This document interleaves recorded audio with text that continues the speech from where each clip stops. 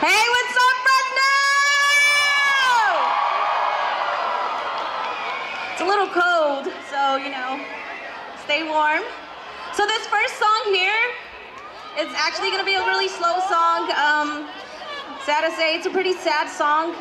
You lose so many people in your life, and that you miss them, and you always wonder how they're doing. So this song was actually written by a really good songwriter named Bliss Lee. It's called Qhuab, and it's actually from a point of view of the person or the past level, okay?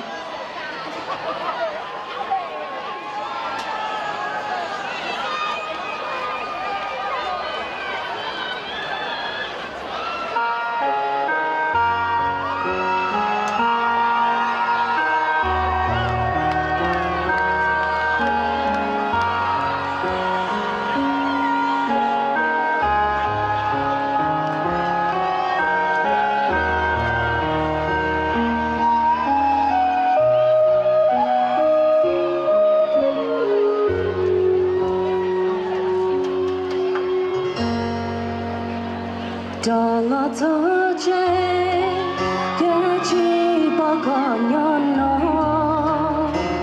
Go to the go, who let you know that they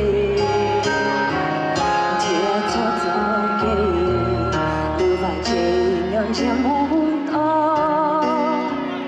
Lily Yago, Chikia Dogu.